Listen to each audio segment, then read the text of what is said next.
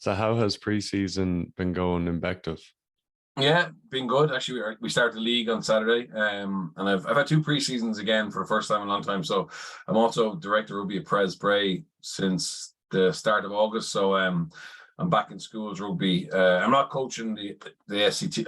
I'm doing the defence for the SCT. So I did all the sessions with them in August, but now the schools are back. Today I was at a first year blitz out in KH. So my job is director of rugby. So my job is to look after the health of all teams. But so I'm doing a day with the SCT, a day with the JCT, and a day with the first years, a day with the second years. And we'll see that the TYs are starting next week. So I'll see how I manage that. But no, it's been good. Looking forward to I said Lepective start their league on Saturday against Monkstown, and Pres are into friendlies now every Saturday until the league starts.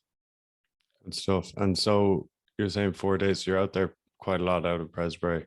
Yeah, it's a new job for me. I wasn't involved last year. I had done a bit with Newbridge, my old school, 2 years ago. We got to the final, but the final wasn't played because of COVID. So we shared a cup with Clongowes, and it was nice to be involved in that. I coached St. Michael's for Dan Levy's year, and we won the cup before I went to France. So I've been involved in I actually work the schools games for Premier Sport. I like schools rugby. So Pres is a really interesting one. It's the only public school, non-fee paying school that's still competing in that Leinster Schools Cup, which is obviously a very competitive competition. So and they're finding it harder and harder to compete.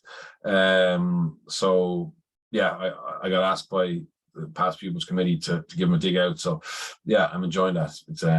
It's great. You know, they're so coachable, kids, and they're obviously highly motivated, and there's a nice ethos there, and particularly the first years. I mean, you know, they're all trying to get to know each other, trying to settle in, you know, to a secondary school, and I think hopefully, you know, getting on a bus today and going to a different school, representing the school, and having a bit of fun will help them settle.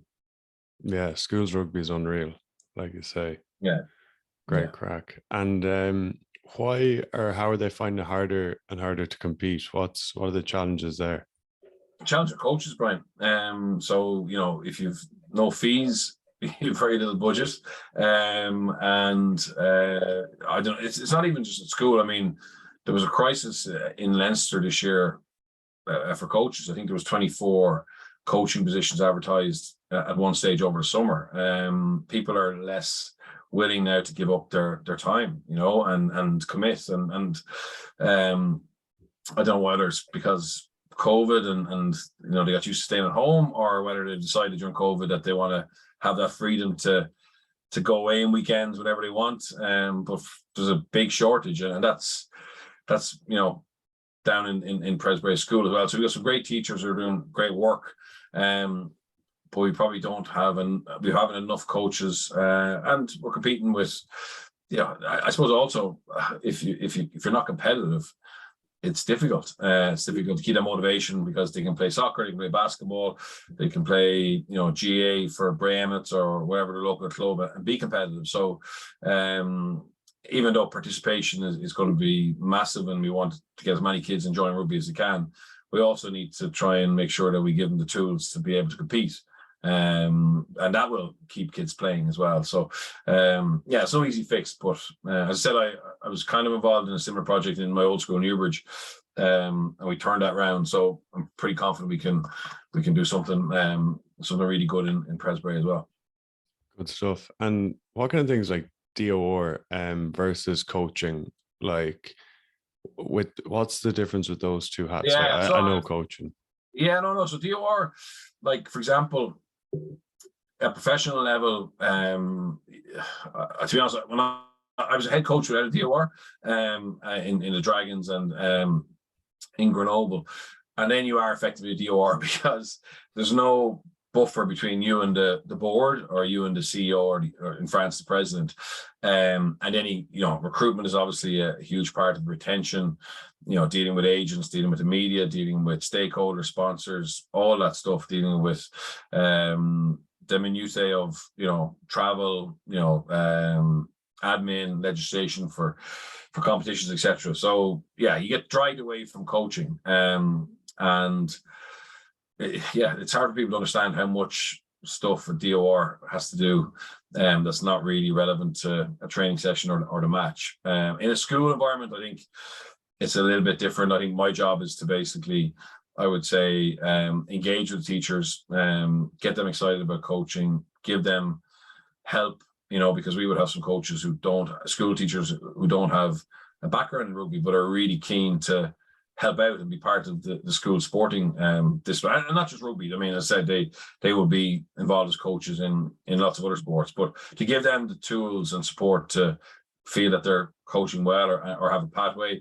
For the kids, I suppose, I spent 2 days last week going around the classrooms, inviting them to play rugby. So you're a bit of a salesman, and I suppose, off the field then as parents, making sure that there's a good environment for their kids, making sure that the parents, feel and trust us that we're going to do best by their kids, which all schools do, but to actually manifest that and make them feel it is sometimes the challenge. And then I suppose looking at ways we can fund it, with no fees coming in.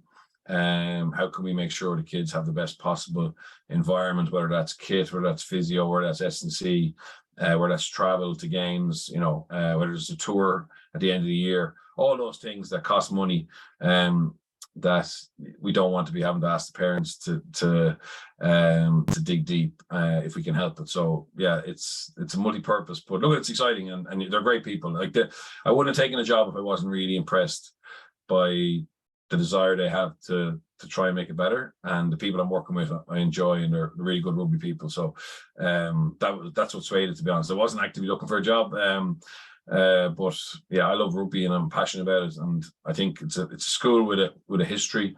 I think from a Leinster and Irish rugby point of view, it'd be a shame to see Bray, which is a big town on the outskirts of Dublin, be lost because there was rugby there. Greystones obviously were a strong club there.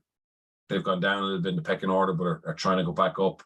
As I said, Pres haven't been successful at cup level for a long time. So you lose Bray, and I think about the RFU are talking about, West Dublin, talking about Tala, trying to get things going there. And there's lots of initiatives which I totally admire. But you have a place, a town that had rugby, and it was on the verge, I'd say, of slipping away. So I suppose from that point of view, it's an exciting challenge.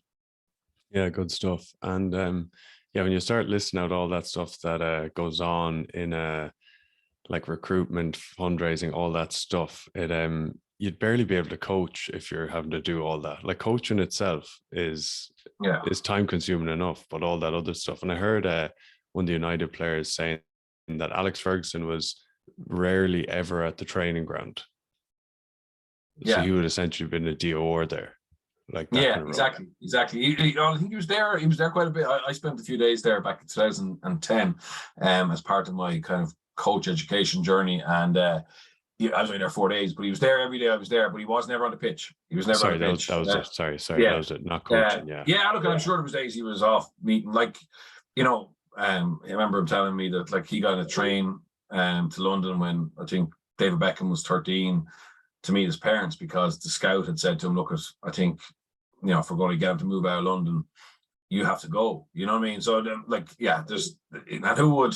reality was, it was highly unlikely Alex Ferguson was ever going to benefit from David Beckham, because, the legacy he had in terms of duration is very unusual, and that's why I really admire, like, I'll give an example. There was a young kid played in Newbridge College. His name was Lucas Berti, and his father's Chilean, but he came over. His father had come to Newbridge in sixth year back, Leo Cullen's year in the cup. Actually, they lost to Blackrock in the final. It was the dream team. Jordan Murphy was on a Newbridge team, and he came over and he wanted his kids to have the same opportunity. So they came into Newbridge, and two boys came in I think second year and fourth year, and very, very good player, like top class player. But anyway, there wasn't really an opportunity immediately in Leinster. He was going to have to go into the sub academy and Pat Lam and Rob Baxter heard about it, and both of them, were really interested in him and were very aggressive in trying to sign this 17-year-old.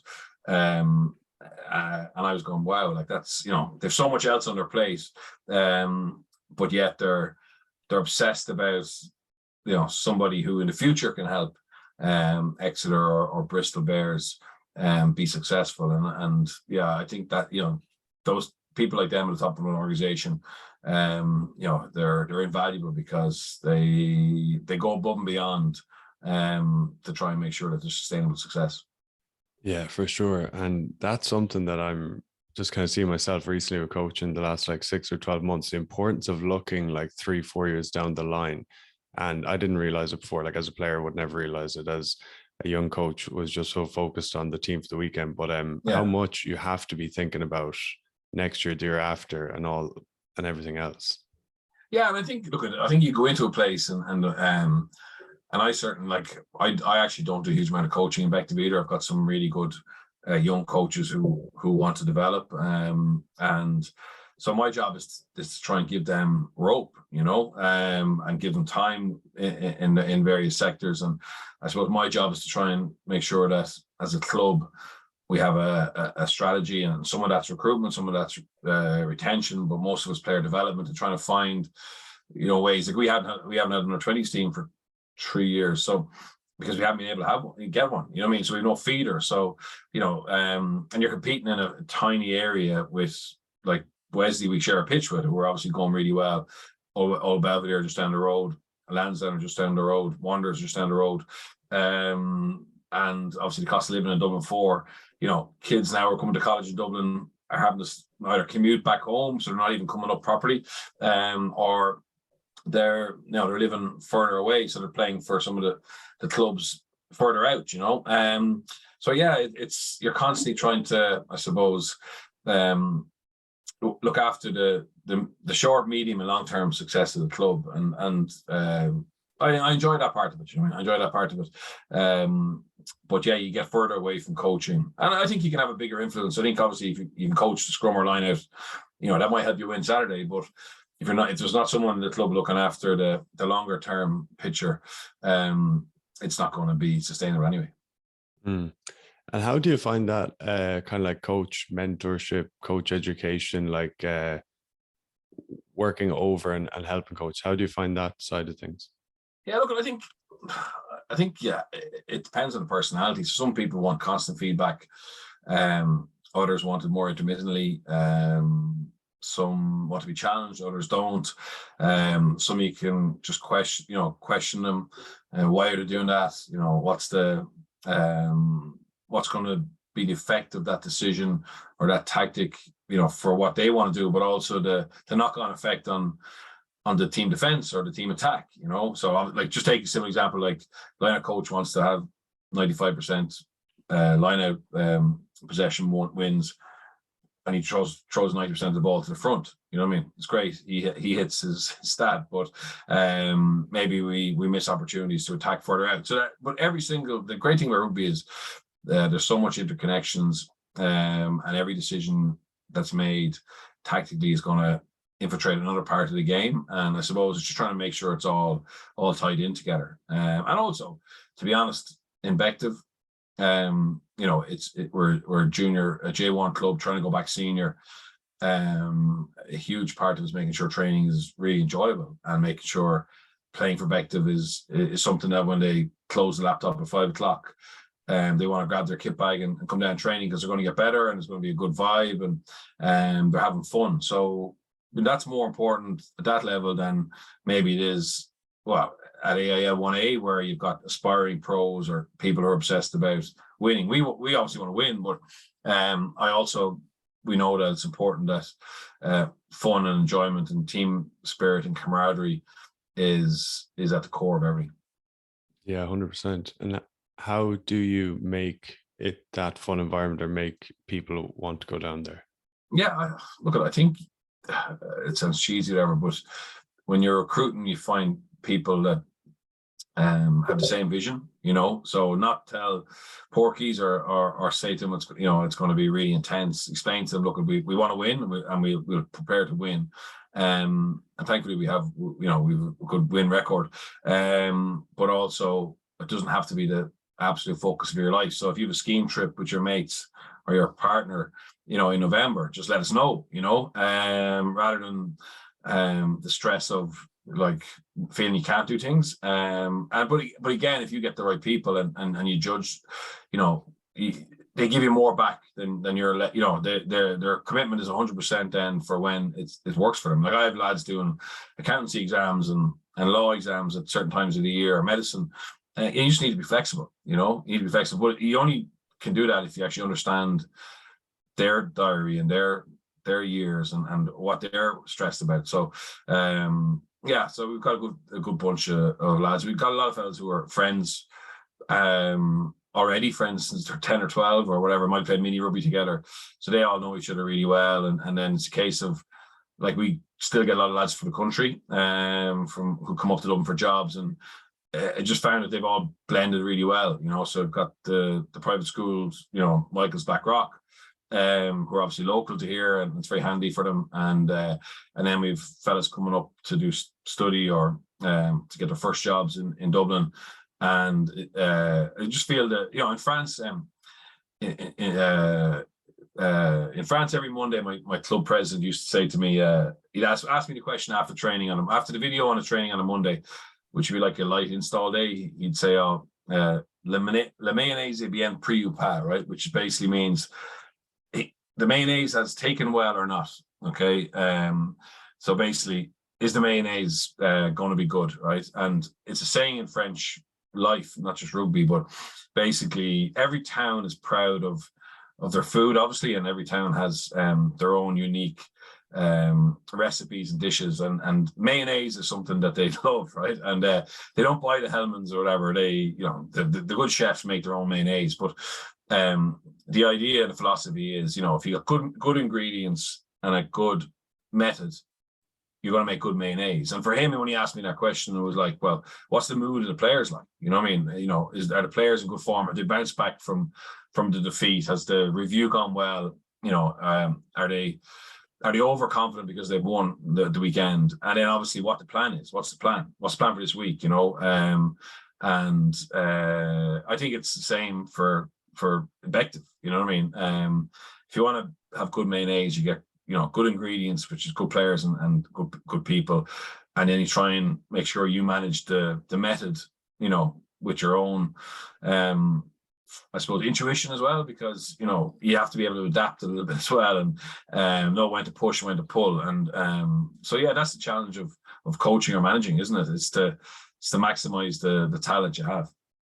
Yeah, 100%. Lots of great stuff said there. And I love what you're saying as well about when you give players a bit of leeway, you get so much more back. And that's so true versus, when someone's like nearly a taskmaster and people are kind of thinking, fuck this fella or whatever, and yeah. I think at different levels as well. Anyway, but so for me, like I want to really enjoy coaching Invective, and I think if I really enjoy it, I'm going to be far better at what I do, or coaching or managing. And within that, like, there has to be flexibility for me if there's something really important in work or something, like I've missed as a pro player, like I've missed countless weddings, etc. But that flexibility, that obviously you're totally committed, but there's a little bit of leeway for family life as well. So I'm on the same page as them, you know what I mean? And maybe that's selfish of me, but I think it's like we have huge numbers. We would have 50, we'd have probably 52 or 3 training tomorrow night for our first and seconds. We train together, and it's a real squad ethos. So in terms of numbers, it's paying off. We just have to get promoted now, Yeah, that's the challenge. And you mentioned France there. How did you find coaching in France? Very different, but brilliant. I mean, we went for 1 year. So I had a few chances to play in France over the course of my career. But if you want to play for Ireland, unless you're Johnny Sexton, which I certainly wasn't, you can't go. You can't go. So, and also I was playing for Leinster, and we had a chance to win the European Cup or two. So, it was a smart decision for me to stay. But we kind of chatted as a family and said if there was an opportunity to go there as a coach, to have that experience, wouldn't it be brilliant? And so I went back and did a master's just to basically make sure I was, I suppose, future-proofed for life after coaching, because it's such a fickle game. And an opportunity came up to go to Grenoble, who had just been beaten in a playoff. So they'd finished second in Pro League 2 that year, but they lost to the 5th place team at home in a semi-final. No, sorry, they finished first, but lost to the 4th place team, Bordeaux, actually, which is a huge shock. So they thought, having finished first, they were nailed on to go up, and they didn't go up.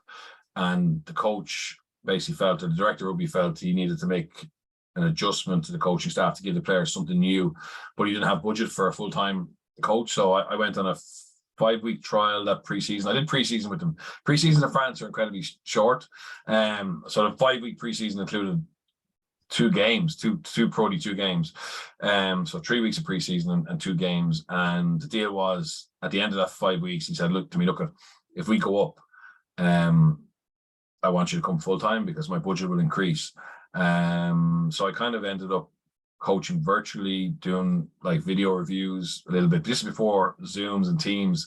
Going back during the year to do top-ups. And thankfully we got a flyer. And I came back to Ireland, and I that's when I coached St. Michael's, actually, and I coached Tullow, because I didn't I felt I had a year that I just needed to tread water to a certain extent, and hope that the opportunity came up in France full time. And thankfully we got a really good early start, and we ended up knowing we were promoted, I think, by March. So we were so far ahead. We got the automatic spot that year. There was an automatic spot, and so then I was able to go there full time. But again, I only signed for a year and ended up staying 5. So it was brilliant. Like, my kids are bilingual now. Even I managed to learn the language, and I enjoy that. And I try and keep that up. And like, the top 14 is an absolute monster. Unless you've been in it, it's hard to explain how intense it is, how special it is. And the atmosphere in Bayonne is completely different to the atmosphere in Perpignan, Clermont. Going to Paris to play Racing or Stade, some of the best players in the world. Toulouse obviously is a special place. It's just an absolute monster. And people who love rugby in France absolutely adore it, and particularly down that southern corridor. It's a huge part of their life, and incredible experience. Yeah, it seems unreal. I've just seen it recently as well. But like, down in South France, the size, like how big rugby is. Yeah. Not like everywhere. Like Grenoble, actually, to be honest, that's the problem with Grenoble. Grenoble is called the Silicon Valley of France. So Grenoble is a real multicultural city. There's there's probably more now. There's 84 American companies in Grenoble. A lot of scientific companies, a lot of technology companies. And the problem for Grenoble is, well, one, the size, so it's 160,000 people. But obviously, and Lyon is up the road. I mean, I think that's over 1 million people, and that's obviously their super powerhouse now, because they have the city sport. In actual fact, French rugby, there was a trend that was going towards the big cities, where are the only cities that our clubs are able to afford to stay in the fight. Now, but having said that, I suppose Brive and Perpignan, Bayonne, they're staying in top 14 or getting promoted, relegated, but they're struggling to get up to that top 6, which is now Clermont, Racing, Lyon, Toulouse, Montpellier, who all have, either benefactors or are in big cities. So, but yeah, like even down to Federal 1, like there's some huge crowds at Federal 1 games and Federal 2 games, and they absolutely love it. And top 14 is look, when I was there, probably you could question some of the tactics and the professionalism off the field, but I think now you've seen there was a massive disconnection between the federation and the clubs.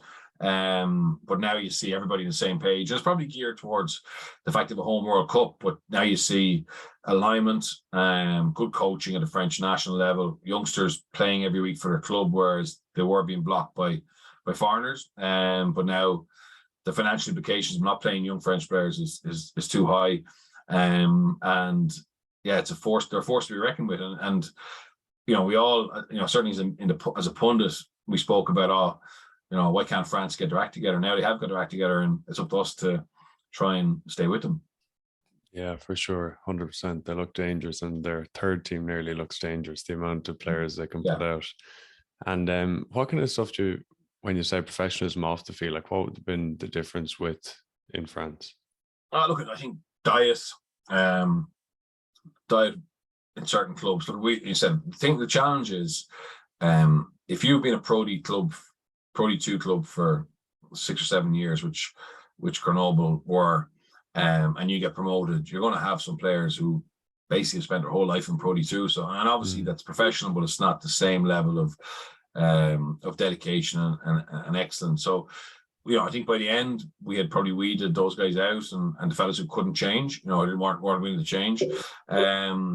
But you know, that probably wouldn't be that intense. But obviously, then, you know, size is everything. So, you know, if a guy's carrying 6 or 7 kilos too much, it's not really a big issue, because it's about the set piece and the impacts.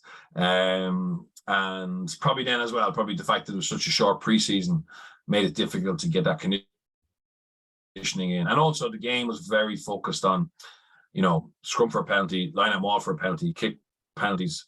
The pressure to get points at home was like incredible. So, you know, you don't take risks, you play the percentages, and that led to ball and play time being inferior to the Pro 14 at the time and the Viva Premiership.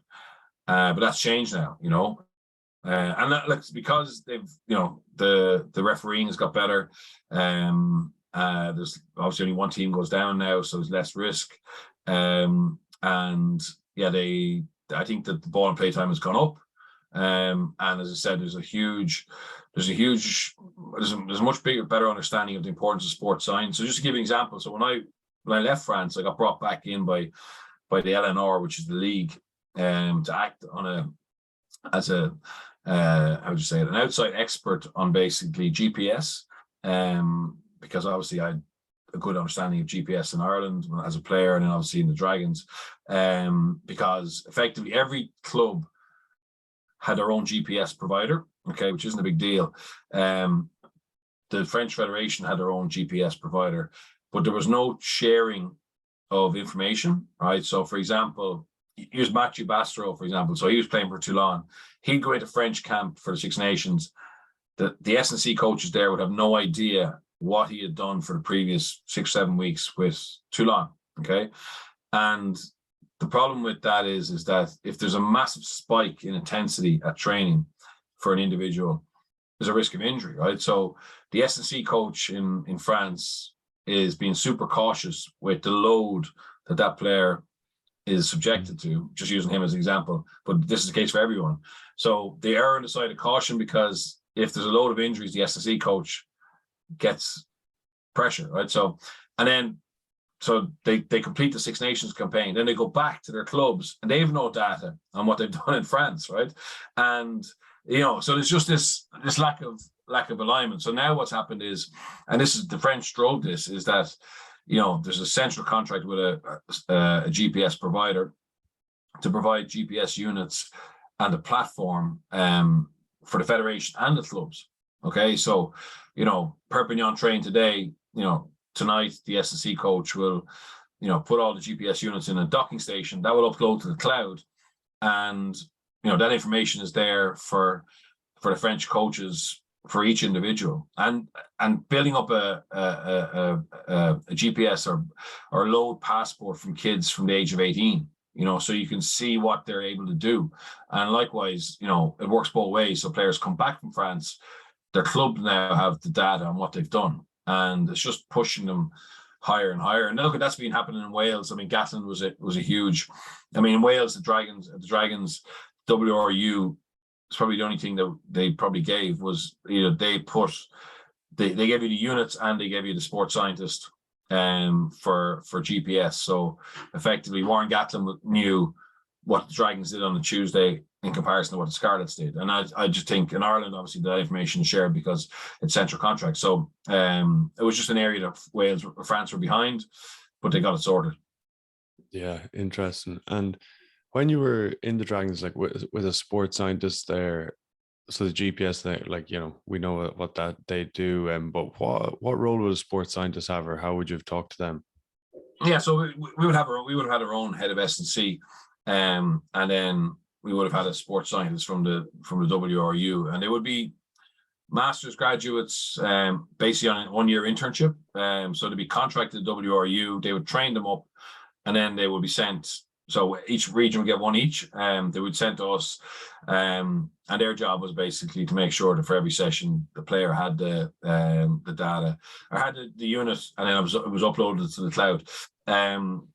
But effectively, what you do then, so basically, I'll just give you the background. So when I got to the Dragons, we looked at the historical data of our training load with my head of performance, and effectively, we trained the least amount at the worst intensity of any of the Welsh regions. All right. And look, I understand why, because the club was for sale. There was fellas afraid they weren't going to get paid next month. Probably the results weren't good. So, coaches tried to make sure that they try and keep the spirits up. That's there's the science of it, and then there's the human side. So anyway, basically, and they're also afraid of getting players injured, but by training with high intensities. But that led to basically, I thought the Dragons weren't fit enough to win. So there's a problem with that. And then secondly, when Warren Gatlin picked the Dragon to come into Welsh camp, an environment where training load was very high, invariably the Dragons broke down. Okay, because they're going from very low to very high, and it's a big injury risk. So he said to me, he said, the problem you're going to have is that I can't pick these lads for Wales because the way they train isn't good enough. So obviously, if you want to produce players for Wales, and you don't have many internationals, but you have to make sure that the stimulus at training is fit for purpose. Right? Also, if you want to recruit internationals, they can't be feeling that going to the Dragons is going to be a risk to their career because the training intensity isn't high enough. So we had a choice to make, whether we did that slowly or quickly. And the reality is, if you do it quickly, you have the risk of injury yourself, but you get there quicker, because players get injured, they come back, their body adapts, and they get there. So by the end, actually, our training load and intensity was higher than the other 4 regions. So we went from worst to first, only in terms of training intensity, not in terms of results.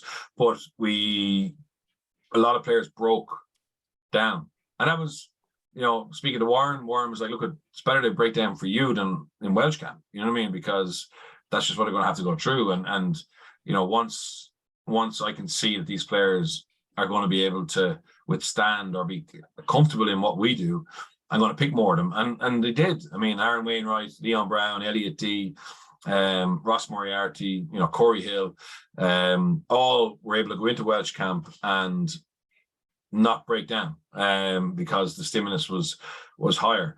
But just the other reason it was important for the Dragons was how you get money in Wales is through the number of players you have in camp multiplied by the days they're there, right? So that's how you basically get money through the agreement that was there. So the Dragons over the last 10 years, the previous 10 years, had got way less money back from the WRU than Cardiff, Scarlets, or Ospreys, because it's a black and white system. If Alan Wynne-Jones is in camp for all the Six Nations for every day, there's a fee that the Ospreys get, right? And obviously, Scarlets, the Ospreys, and the Blues were providing most of the players. We only had 2 guys on central contracts, Tyler Morgan and Hallam Amos. The rest were obviously all off our own books. So effectively, when we sat down with the board and talked about what we wanted to do on the field, we realized unless we got internationals, or made internationals, we had no chance of competing because we were getting 70% less money every year from the union, and we didn't have sponsorships or anything like that to make it up. So the model had to be to produce Welsh players, and also that affected our retention and recruitment. So we decided we were going to become pretty much exclusively Welsh. So if you're not thinking that way, you go and get journeymen foreigners who can come in and do a job and are ready to go now.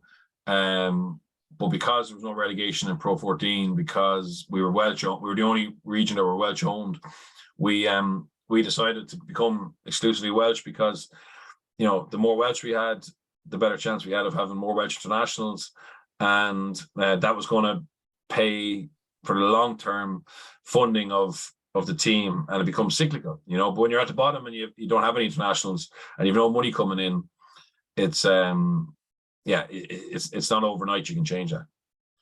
Yeah, it's mad the amount of stuff that goes on. So like that's something that people don't understand. So like if you and also it's very hard because I would have been putting pressure on the forwards coach to play young Welsh qualified props who had potential upside. Yeah.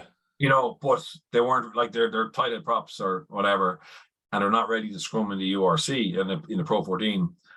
But so realistically, you shouldn't be doing that. But if you're desperate to try and get them there fast, that's the thing. And you effectively throw matches. You don't do it on purpose, but you're thinking about development ahead of the short-term performance. It's very unique. It's totally opposite to France, because in Grenoble, our job was to get enough points to stay up, and it didn't matter if the average age was 31, you know what I mean? And then you go to Dragons. As I said, it was a unique situation because WRU had just bought them, and it became very much player development, Yeah, and a bit less technical, but say for young players, you hear people talk about burnout or these different things, and I just don't know about you or anyone. I just remember playing like all the time as a kid, like as much as I could. And is that like different? Say if you're, I don't know, with Presbray or young Bective under 20s, or I get it when someone's 30 or 31 or whatever, but does that change then with, like, would you ever tell an 18-year-old to, hey, train a little bit less? Yeah, you would. You'd listen to your S&C coach. No, absolutely. So we would have had a player development plan for every youngster in the academy, and it would have been on an individual basis. It would have been sat down with the WRU, who would have obviously bring their coaches in, both rugby coaches plus physical coaches in, who've had them, at age grade, had them in Wales under 20s, whatever, and chat about them but chat about their personality. So, for example, Tane Basham, who's now a Welsh international, I remember just part of his development plan was to go play sevens, not because they felt sevens as a sport was going to help him, but just he's from a small village in the valleys, hadn't been away from home a lot, and we felt going to Cape Town for a week, and I'm not sure the second tournament he did was going to be great for him in terms of broadening his horizons. So there's that. It wasn't, I said, everyone thinks sevens is great, is going to be great for tackling or passing or footwork. It was literally more around the holistic side of it. Wouldn't it be great for him to be away from home with a team, in the Southern Hemisphere for 2 weeks in this next block of 12 months? And would that help him get there faster? You know what I mean? So yeah, and obviously then game time and training less. But like there's so many different tools now for monitoring, for well-being.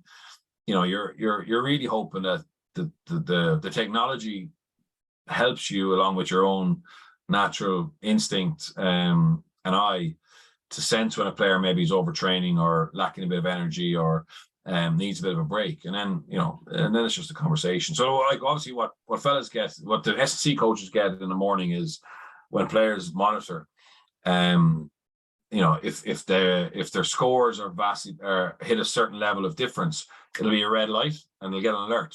And then their job is to go find them in the morning when they come into the building and chat through it. You know what I mean? So, why why is your mood low, or why haven't you been sleeping, or whatever it is, why are you physically sore, and then just adapt. You know what I mean? I think that's the key. I mean, it's be there's the best programs are really detailed in terms of the science and the understanding, etc. But it's the ability to be able to adapt on the run, for as many individuals as you can, to get them into that. Goldilocks porridge, just that, not too hot, not too cold, just right. You know what I mean? For each individual, Yeah. And that's interesting. A little bit different, but what do you know now that you wish you knew as a player when you were back playing? Just how hard it is for coaches. I think to get the whole man management right, the whole contracting right. The players are never going to agree why they don't play. But it's, I suppose I'd say sometimes they're not playing because of the overall global objective. So take the Dragons, certainly the guys who didn't play who were better than the guys who did, but they mightn't have had the upside, potential upside. And that's hard if you're a professional rugby player and you see yourself being better than player X, but player X is starting, and it's very difficult, I think, to maybe understand that people at the top need to try and secure the long-term future of the organization, and you may be a victim in that situation sometimes, and that's it's not really fair, but that's the reality of it. That's the reality of it in pro sport, is that some decisions aren't always made for the best reasons for each individual. As long as we made for the best interest of the group, I think I can understand that, but probably as a player maybe didn't understand that. Yeah, probably. Yeah, that kind of leans into the importance of having a chat with coaches, with, like, I suppose, head coach Dio or whatever at the start of a year, and finding out what their plans are exactly. And then I think another thing is you have to hope that they're honest, because I've seen in the past talk to people, a head coach, like you said at the start with Bective, like, you're on it, you say the way it is, but you'll have sometimes coaches, I suppose, will say, oh, you're going to start, this will happen, that'll happen, just to get people in. Yeah, no, fair. And that's so common. You know what I mean? People being promised the sun, moon, and stars, and then once they come, there's just no opportunity for them, or they're just cannon fodder or holding a bag or whatever. But I think, look, in Ireland anyway, it's such a village. You can only get away from that for so long. You know what I mean? And I think, to be honest with him, I think personal development plans. Now, we don't do them in Bective, but in professional sport, a monthly cadence on that is really helpful. So where you get the head of medical, the head of S&C, the skills coach, and their unit coach. So if it's a forward or back, and you as a head coach or DOR and a player in once a month to just go through their personal development plan. And so it's covering also sports psychologist if you have one. It's covering all areas, and it's an opportunity for them to say, look, at just on last month we said I was going to get XYZ, or in game time, or I'm going to get specialist training in this. Did it happen? Why didn't it happen? Was it an injury or whatever? And then to reset it again for the following month. I think this whole end of year exit meeting, it's too late then. You know what I mean? You're better off having, and as hard as it is to find time to do it every month, I think that's invaluable, and players appreciate that, and it makes them. I always say players should be CEO of their own business, and those meetings should be brilliant opportunity for them to give feedback around what they feel they need as well, and have it in a document, have it, have actions, and have people responsible for it to help the player get to where they want to get to. 100%, brilliant point you make. And like personal development plan, it's kind of similar when I work with players one-on-one, what I do with them, but everyone can and should have one, like rugby players are not. It's like you say, it's like you need to know where you want to get to, and then you make a plan of how you're going to get there, and what help you need, and what support you need, and checking in, like you say, checking in monthly. And if you don't have that goal, that vision of where you want to be in 12 months, 24 months, like you're just floating about. Yeah, exactly. But I think as coaches and as performance coaches like you guys, and we should have the understanding of that, and educate the people we work with and the importance and the benefit of that. And I think, look, it's logical, but so many young players never really got told the importance of it, or how helpful it can be. So I do think it's getting better. I think it's a better understanding of all the various factors that go into performing, you know what I mean? And Declan Keaton used to always say, a stool has three legs. I think it was family, work, and social.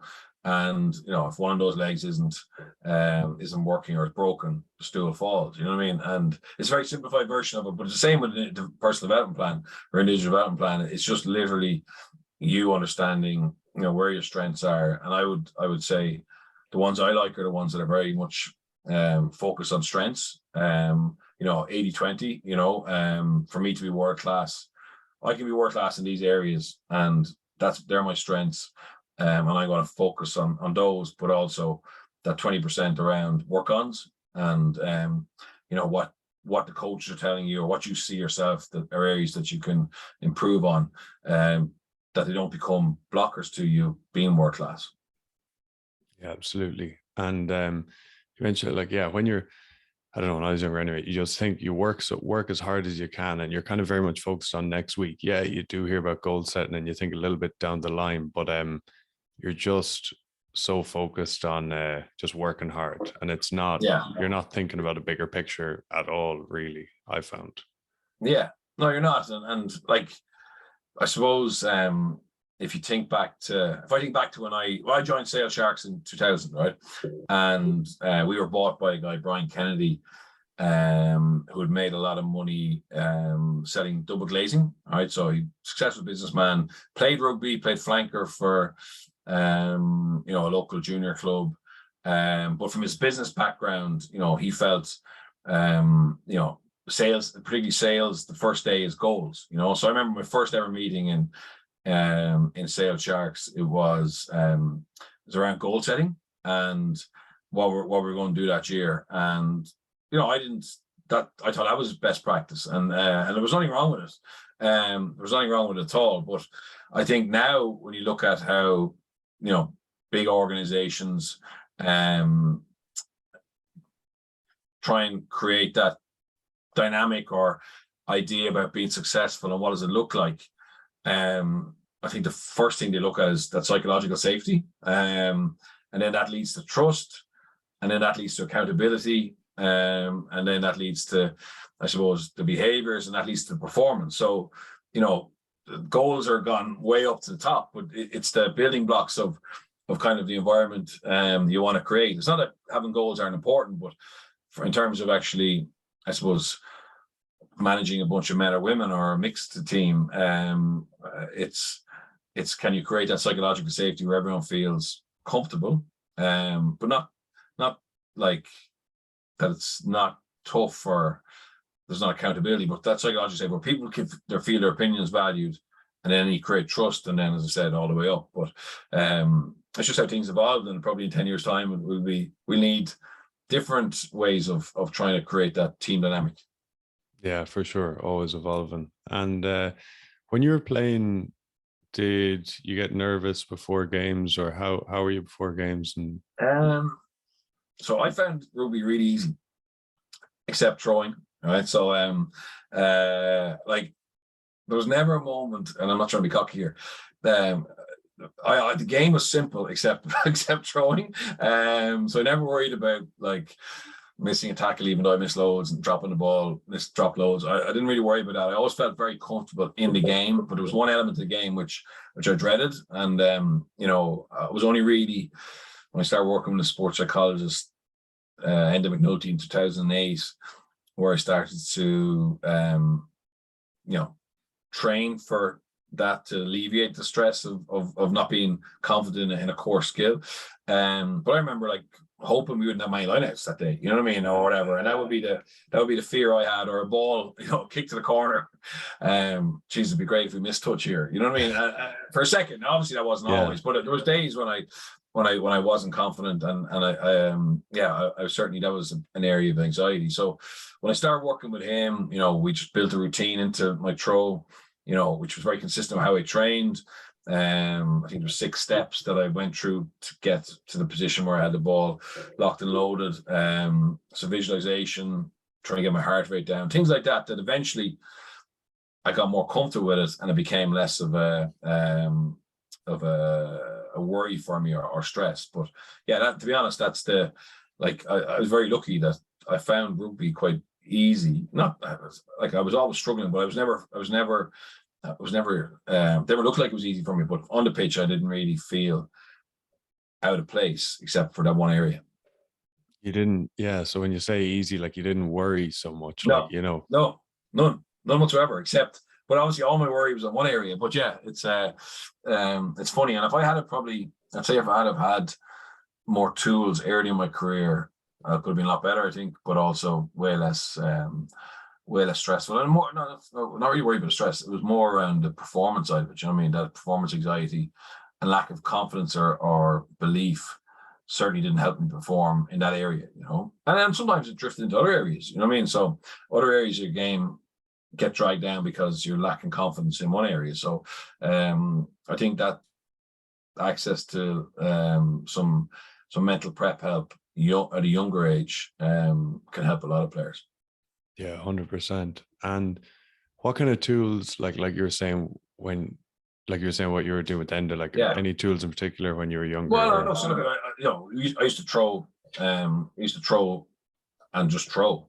But when you throw, when you're sucking diesel, sucking up air, and so we started to make sure that I threw under pressure in terms of physical pressure through exhaustion. At certain times, obviously, there's times you just need to practice technique, but we started to do that, bringing in like distractions when I threw, noise in my ear, just trying to take me out of sync. As I said, that step, that 6 steps to throw. So effectively, when I threw a training or through, in the RDS or in Thomond Park, I went through those methodically, you know what I mean? So, and that helped me get my heart rate down, the visualization side of things, and spend a lot of time on that, like seeing a ball like in slow motion spin perfectly through the air, see their jumper go up to try and contest, but just missing them by 2 inches, and then seeing it being, caught at the top of the jump by Malcolm O'Kelly, but like seeing it like as if it was real. Getting really good at visualization. And I still wasn't a perfect thrower, but they got me to a level where it wasn't a handbrake anymore. And I was far from world class, but it wasn't bad enough that it stopped me playing, if you get me, and I wasn't holding the team back. So yeah, they're the kind of things that also, on a Monday, make a plan for the week, just a couple of notes about what I was committing to doing. And then on a Friday, rechecking that and kind of going, look, I did all those things. I'm ready now. You know what I mean? And if I didn't do it, if I didn't do 2 of them, on the Monday to follow, then you'd be extra careful that you do those, and just getting into this habit of planning, doing it, accepting you're prepped, and then go and play. I think that helped me as well, just kind of having a roadmap to what I needed to get better, short term and long term. Yeah, that's brilliant. Got brilliant points there. And yeah, the visualization, it just makes you comfortable because you've just done it 100 times, or when you've seen it 100 times.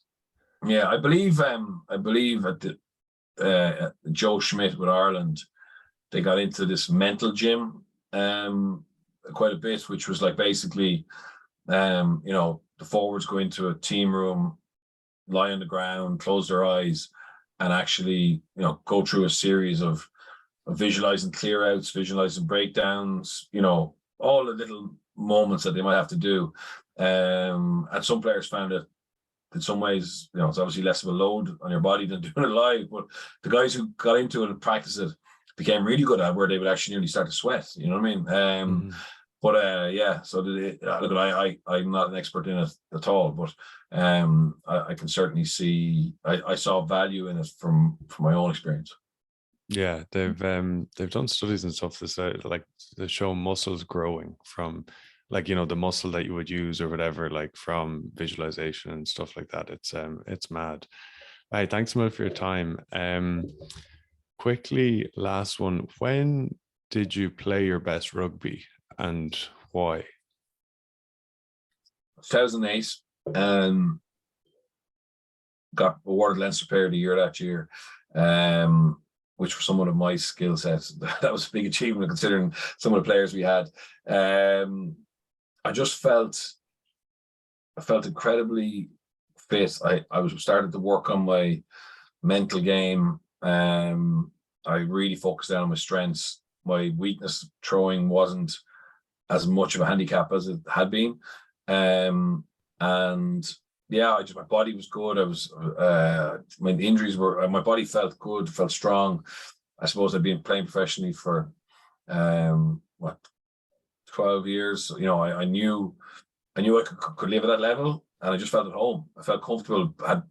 Had a kid and another one on the way. Kind of said, right, I need to provide. So there was that drive in it. I need to be a good role model, and you know, I want to achieve things with Leinster. You know, so that when, like, I remember going around with my dad to marts and stuff, and the odd time you'd meet someone and be like, oh, his grandfather had an All-Ireland medal, or, you know, it'd be like, and I was like, Jesus, like, I'm in this sport here now. You know, wouldn't it be great if, in, like, when my son went to a mart, that someone said, oh, like, oh, his grandfather, his father has a European Cup medal. You know what I mean? Because I had basically spent, it was weird, like, so I basically spent my career, Connacht, obviously the time I was there, we weren't great, and they were obviously going to be disbanded. Then I went to Sale Sharks. And first I won a Challenge Cup in Sale Sharks. Then I came back to Connacht, and we'd been to a couple of semi-finals of Challenge Cup, but we weren't really going to win the Pro 14. And then I went to Leinster, and I was like, right, sit back, the medals are going to come. And 2005, 2006, 2007 didn't win anything. And then 2008 we won the Magners. And then 2009 I was lucky to be part of that Grand Slam and a Champions Cup, or European Cup. So I suppose 3 of my medals came near the end, you know what I mean? But it was kind of this idea, this realization that, you know, I don't know how long more I'm going to have. I'm in a team now who can win if we do things right. And obviously the environment changed in Leinster, and we become tighter, but also more ruthless and harder on each other under Cheika. And suddenly then, I was lucky enough to get that bit of silverware. And yeah, it was funny, actually. I would have been the only fella in Ireland who had all 4. And I was probably like, there was probably a guarantee that was going to stay forever, because realistically, Leinster, Munster, Ulster were unlikely to go drop down to the Challenge Cup.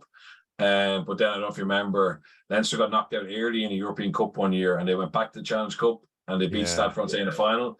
So I think there's 7 of us now who have a challenge, a European, a Six Nations, and a Magners or a URC, you know. But yeah, it would have been a nice claim to fame just to be the only one, because there's a lot more fellas have a lot more medals, you know. They're nice medals to have.